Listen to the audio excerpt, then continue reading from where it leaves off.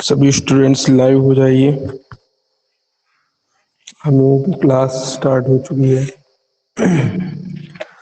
तो कल हम लोगों की था, कल की क्लास में हम लोगों ने जो हमारे आनुवांशिक कोड होते हैं उनके गुणों के बारे में यही सब जाना था। आज ये बात करेंगे कि जो हमारे 64 प्रकार के कोडान हैं, इस 64 जो कोडान है ये हमारे किस तरीके के होते हैं और कैसे इनको बनाया जाता है। तो उनको बना करके सीखेंगे कि जो हमारे कोडान है वो किस तरीके से बनते हैं। तो सबसे पहले ये याद रखेंगे कि हमारे कोडान कितने होते हैं, 64 कोडान होते हैं। Good morning. अब उसके बाद ये सुन लीजिए, सबसे पहले हमारे जो आनुवांशिक कोड, जो न्यूक्लियोटाइड के, जो mRNA के ऊपर जो न्यूक्लियोटाइड होते हैं, अब ये सुनेंगे कि 64 कोडान आए किस तरीके से। ये जान लीजिए एक बार कैसे आए।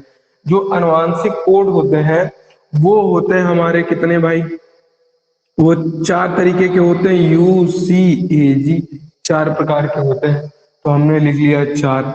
और अगर जब चार ही हो गए हमारे, क्या कोडान हो गए, इस तरीके से अलग अलग पाए जाते हैं। अगर इनका क्यूब कर दें, क्योंकि हमारे जो कोडान होते थे ये कैसे होते थे, ट्रिपलेट होते थे नेचर में। 3 न्यूक्लियोटाइड मिलकर के एक कोडान को बनाता था, तो कहते थे ट्रिपलेट। ट्रिपलेट का मतलब 3, तो 4 की पावर क्यूब करेंगे तो कितना आ जाएगा, 64। और 64 कोडान होते हैं टोटल अनुवांशिक कोडान। 64 कोडान में से 3 कोडान होते थे नॉनसेंस कोडान। टोटल बचते थे हमारे पास जो सक्रिय रूप से कार्य करते थे, वो होते थे 61 कोडान होते थे। यही सब पिछली क्लास के अंदर हम लोगों ने पढ़ा था। अब हम लोग ये देखेंगे कि जो हमारा आनुवांशिक कोड है ये किस तरीके से बनाए जाते हैं, उनको चार्ट के माध्यम से हम लोग समझेंगे भाई। तो 4 बताए हम लोगों ने, आनुवांशिक कोड हमारे पास कितने हो गए हैं, 4 हो गए हैं। इस तरीके से चार्ट बना लिया।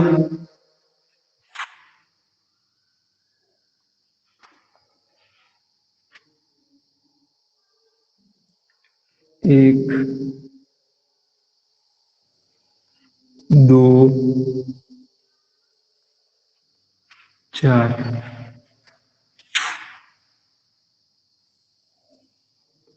एक, 2, 4। इस तरीके से आपको कॉलम बनाना है। अब लिखेंगे यहाँ पर हर एक कॉलम के सामने जो जेनेटिक कोड है हमारे, जो अनुवांशिक न्यूक्लियोटाइड था, लिख लेंगे UCAG। इधर भी लिख लेंगे UCAG। अब यहाँ पर जो उस साइड लिखते हैं हम लोग UCAG, वो हर एक खाने में लिखते हैं बराबर, UCAG, UCAG, UCAG, UCAG। इस तरीके से लिख लेते हैं हम लोग टोटल जो कोडान है। तो 3 पोजीशनें हो गई हमारी। पहली पोजीशन ये हो गई, एक फर्स्ट पोजीशन ये हो गई। तो लिख सकते हैं हम लोग फर्स्ट पोजीशन। दूसरी पोजीशन ये हो गई हमारी यहां तक, तो लिख सकते हैं हम लोग सेकेंड पोजीशन। फिर उसके बाद एक पोजीशन ये हो गई हमारी, तो लिखेंगे यहां पर थर्ड पोजीशन। इतनी पोजीशन हो गई हमारी। अब किस तरीके से बनाएंगे, तो यहां से सबसे पहले फर्स्ट पोजीशन से उठाएंगे, सेकंड से, फिर थर्ड से। 3 पोजीशन है, हर एक पोजीशन से एक एक जो हमारा बेस है, जो नाइट्रोजन क्षार है, उसको उठाएंगे। जैसे U है यहां से, तो U उठा लिया, यहां सेकंड पोजीशन से U उठा लिया, वहां से भी थर्ड पोजीशन से U उठा। अब फिर उठाएंगे, क्योंकि यहाँ पर थर्ड पोजीशन में 4 प्रकार के न्यू जो है हमारे क्षार दिए हैं, तो 4 प्रकार के बनेंगे। तो फर्स्ट वाले से फिर U, सेकंड वाले से U। अब किसका नंबर है उधर, थर्ड पोजीशन में अब C का नंबर है, तो C लिख लेंगे। अब फिर फर्स्ट से U, सेकंड से U, क्योंकि ब्लॉक के सामने जो आएगा उसको ही लिखते हैं। अब थर्ड पोजीशन पर यहाँ पर कौन आ रहा है, A, तो लिख लेंगे A। फिर अब चौथे नंबर पर इसके सामने यू, इसके सामने भी यू, और थर्ड पोजीशन पर कौन आ रहा है चौथे नंबर पर? जी। तो जी लिख लेंगे। इस तरीके से बनाए जाएंगे और 64 के 64 कोडान जो है हम लोग इस तरीके से बना लेंगे। और देखेंगे जैसे जैसे यहाँ पर अब इसकी बारी बनाना है तो लिखेंगे सी फर्स्ट पोजीशन, सेकंड से यू, फिर उधर फर्स्ट से यू, सी, फिर सेकंड से यू, इधर से सी, फिर इधर से सी, सी यू, और उधर से ए, फिर सी यू, फिर उधर से जी। इस तरीके से बना रहे हैं। अब क्या करेंगे, जितने हमारे कोडान बन रहे हैं 64 के 64 कोडान, वो सारे इसी तरह बनाएंगे।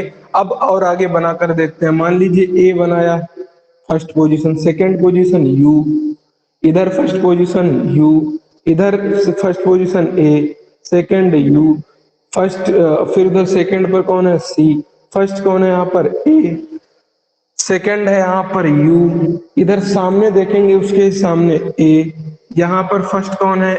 ए, सेकंड कौन है? यू, थर्ड कौन है? जी। क्या ये बात बताइए एक बार कमेंट के माध्यम से, ये बात आप समझ पा रहे हैं? इन चार्ट को बना सकते हैं कि नहीं? इस चार्ट को बना सकते हैं कि नहीं? देखिए फिर सारे हम जल्दी जल्दी से बना करके दिखाएं आपको। एक बार कमेंट कर दीजिए, क्या आप चार्ट को बना सकते हैं?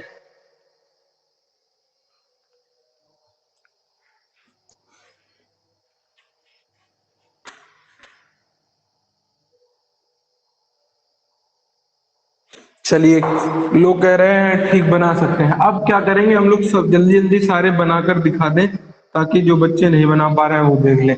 तो जी यू, जी यू कैसे बनना है ये सब आप देखिए। यू सी ए जी, यहाँ पर देखिए U C U C U C U C U C A G, U A U A U A U C A G, U G U G U G. ठीक, इधर देखिए सी सी सी सी सी सी सी U C A जी। अब इधर ए सी ए सी ए सी U C A जी, फिर जी सी जी सी जी सी U C A जी। ऐसे बनाएंगे। सारे 6 बच्चे हैं, ये भी, इनको भी बना लिया जाए जल्दी से। ए नहीं, सी ए सी ए सी ए सी सी ए जी, इधर सी जी सी जी सी जी सी जी यू सी ए जी। फिर यह वाला नंबर है ए, पहले ए लिख लेते हैं, फिर यू सी ए जी। इसका नंबर है ए जी ए जी ए जी ए जी सी ए। अब ये बचे हैं 2, बस इनको भी बना लिया जाए। जी ए जी ए जी ए जी यू सी ए जी। और 1 2 अमीनो अम्ल भी याद रख लेंगे, काम हो जाएगा हमारा complete. Ji ji you C A जी। अब उसके बाद इस तरीके से हम लोगों ने क्या कर लिए, अब देखेंगे तो 64 कोडान बन जाएंगे। 4 खाने हैं तो 4 की गुणा 4 से करेंगे तो कितने हो जाएंगे? 3 बार है तो हो जाएंगे हमारे टोटल 64 कोडान निकल करके आ रहे हैं। अब हम लोग 1 2 जो है अमीनो अम्ल याद रखेंगे। जैसे ये वाला अमीनो अम्ल बनता है ग्लाइसिन, इस तरीके का अगर जो है इस तरीके का निकल कर आ जाए कहीं पर आनुवांशिक कोड, तो उसे किसको बनाता है? वो ग्लाइसिन को। इस तरीके से ये भी ग्लाइसिन, ये भी ग्लाइसिन, ये भी ग्लाइसिन। आप 1 2 याद रख सकते हैं, ज्यादा याद रखने की जरूरत नहीं है। तो हम लोग क्या करेंगे कि इस तरीके से हम लोगों ने क्या किए कि 64 के 64 कोडान जो है बनाकर देख लिए। अब उसके बाद क्या करेंगे, एक बार इसको जो बना हुआ है इसको आप नोट करिए, अपना अपना मैच कर लीजिए, जिसका सही हो जिसका गलत हो वो सही कर लें, डाउट हो तो पूछ लें।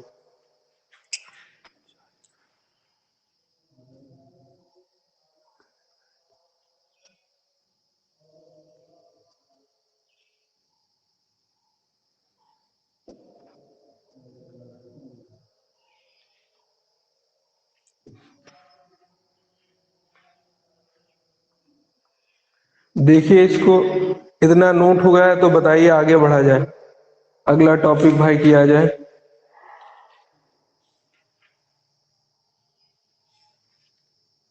इतना अगर हो गया है आपको तो बताइए आगे बढ़ा जाए, अगर ये सब उतर गया है, लिख गया है, क्लियर हो।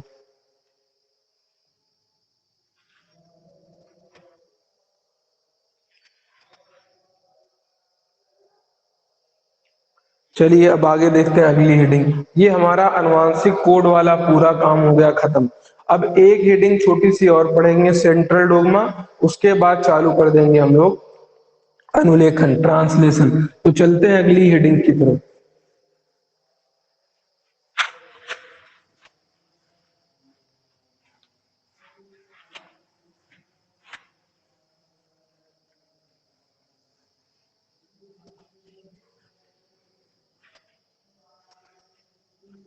तो अगली हेडिंग है हमारी सेंट्रल डोग्मा।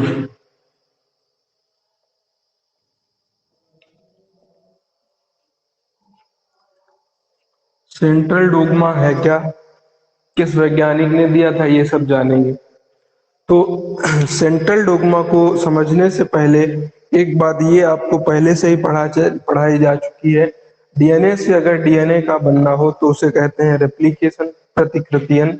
डीएनए से अगर एमआरएनए बने उसे ट्रांसक्रिप्शन, और अगर आरएनए से बने हमारा प्रोटीन तो उसे कहते थे हम लोग ट्रांसलेशन। अब यही चीज जो है क्या करना है, इसको एक फ्लो ऑफ चार्ट में चीज बताई गई जिसे कहा गया था सेंट्रल डोग्मा।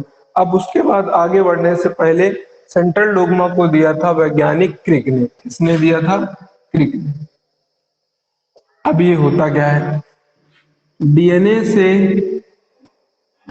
बनता था हमारा एमआरएनए। डीएनए से अगर एमआरएनए बनता था तो इस क्रिया को कहते थे हम लोग ट्रांसक्रिप्शन। अगर डीएनए से डीएनए बन जाए तो इसे हम लोग कहते थे रेप्लिकेशन। ये भी पढ़ चुके थे, ये भी पढ़ चुके थे हम लोग, ट्रांसक्रिप्शन भी। अगर एमआरएनए से प्रोटीन बने, ये वाला स्टेप अभी हम लोगों को पढ़ना बाकी है, इसे कहते हैं ट्रांसलेशन। तो देख रहे हैं आप, डीएनए से बनना है एमआरएनए, एमआरएनए से बनना है प्रोटीन, और एमआरएनए के ऊपर जाते हैं अनुवांशिक कोड, जो कि एक प्रकार के क्या होते हैं, अनुवांशिक संदेश।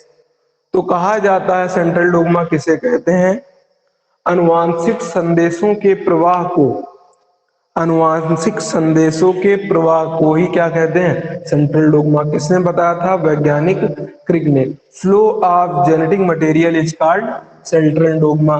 तो ये बात बताई गई थी क्रिक के द्वारा। अब उसके बाद देखा गया कि कुछ वायरस ऐसे थे जो एमआरएनए से बना ले रहे थे क्या, डीएनए। एमआरएनए से वो बना ले रहे थे डीएनए, यानी ट्रांसक्रिप्शन की प्रोसेस को क्या कर दे रहे थे, उल्टा। एमआरएनए से बन जा रहा था डीएनए, उल्टा हो रही थी ट्रांसक्रिप्शन की क्रिया। तो इसलिए इस क्रिया को नाम दे दिया था हम लोगों ने रिवर्स ट्रांसक्रिप्शन। और रिवर्स ट्रांसक्रिप्शन की क्रिया पाई जाती है रियो वायरस के अंदर। इसके लिए एक एंजाइम होता है, इस एंजाइम का नाम होता है रिवर्स ट्रांसक्रिप्टेज। Reverse transcriptase. अब क्या करेंगे, अब सेंट्रल डोग्मा जितना है हमारा उसको लिख लेते हैं, फिर आगे बढ़ते हैं। इसको भी बनाने नहीं, फिगर अगर दूसरा बनवा दिया जाएगा अभी। सेंट्रल डोग्मा किसे कहते हैं, तो लिखते हैं अनुवांशिक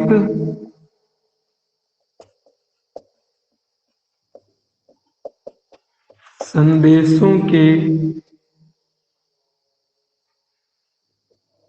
प्रवाह को सेंट्रल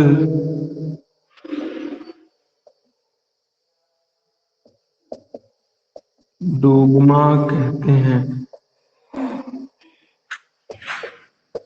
इसे वैज्ञानिक क्रिक ने बताया। ये बात लिखेंगे, इसे किसने बताया था? वैज्ञानिक क्रिक ने। अब उसके बाद जो है, आगे बढ़ने से पहले अब यहाँ पर हम लोग सीधे सीधे सेंट्रल डोग्मा बना लेंगे। क्या है यहाँ पर आपको ये बनाना है? डीएनए, डीएनए से बनाना है एमआरएनए, और एमआरएनए से बनाना है आपको प्रोटीन। क्रिया के नाम भी लिखने हैं। इसे कहते हैं ट्रांसलेशन, इसे कहते हैं ट्रांसक्रिप्शन। ये है हमारा क्या? Central dogma. अब उसके बाद जो है रिवर्स ट्रांसक्रिप्शन पढ़ना है हमें, और ये भी याद रखेंगे, रेप्लिकेशन। अब उसके बाद नई हेडिंग डालेंगे उसी के नीचे, रिवर्स ट्रांसक्रिप्शन। इतना लिखने के बाद ये वाला चार्ट बनाना है। चार्ट बनाने के बाद नई हेडिंग डालना है, रिवर्स ट्रांसक्रिप्शन। तो लिखते हैं कि जो डीएनए का निर्माण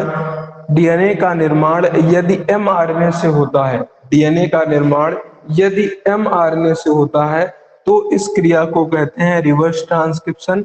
और इसको बताया था टेमिनिज्म और बाल्टीमोर नामक वैज्ञानिक ने। तो लिखेंगे यदि डीएनए का निर्माण एमआरएनए से होता है, तो इस क्रिया को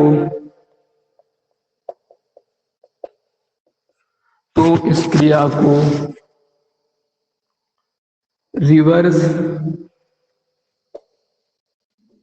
ट्रांसक्रिप्शन कहते हैं। इसे वैज्ञानिक और बाल्टीमोर ने, किसने भाई? टेमिन और बाल्टीमोर। इसे वैज्ञानिक टेमिन और बाल्टीमोर ने बताया। फिर लिखेंगे यह क्रिया अधिकतर रिवर्स ट्रांसक्रिप्टेज एंजाइम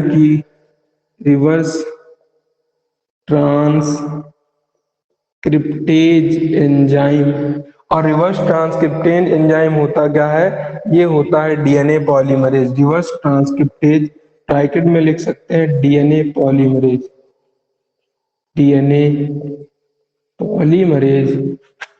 एंजाइम की उपस्थिति में रियो वायरस के अंदर होती है। इतनी बात पढ़ ली हम लोगों ने रिवर्स ट्रांसक्रिप्शन। अब इसी का फ्लो चार्ट हम लोग अगर बनाना चाहें, तो सब कुछ एक में लिखना चाहें तो कैसे लिखेंगे? डीएनए से अगर डीएनए बनना है तो उसे कहेंगे रेप्लिकेशन। फिर उसके बाद डीएनए से अगर बन रहा है एमआरएनए, या एमआरएनए से बन रहा है डीएनए, तो डीएनए से इसको बनने को कहेंगे ट्रांसक्रिप्शन, और एमआरएनए से डीएनए बनने को कहेंगे रिवर्स ट्रांसक्रिप्शन। और एमआरएनए से अगर बन जाए प्रोटीन, तो इसे कहेंगे हम लोग ट्रांसलेशन। इतनी बात हम लोगों ने पढ़ ली। आप इसको नोट कर लीजिए अच्छी तरीके से। लिख लीजिए, सभी को डाउट क्लियर हो गए होंगे। अगर लिख गया हो, समझ में आ गया हो तो एक बार कमेंट कर दीजिए। इसको जल्दी से नोट कर लीजिए। फिर हमारा ये टॉपिक पूरी तरीके से खत्म हो चुका है। अब आगे हम लोग पढ़ेंगे ट्रांसलेशन, mRNA से प्रोटीन का बनना। फिर उसके बाद दो तीन चीजें और पढ़नी है, जैसे डीएनए फिंगरप्रिंटिंग पढ़ना है, और ह्यूमन जीनोम प्रोजेक्ट है, लैक ओपेरान है, रेगुलेशन ऑफ जीन एक्सप्रेशन है। ये सारी चीजें पढ़ के ही हमारा यूनिट जो है कंप्लीट हो जाएगा। चलिए इसको लिख लीजिए जिस तरीके से, और फिर अपनी कंप्लीट करते रहिएगा। जिनका छूटा हुआ है तो वो जरूर कंप्लीट करें।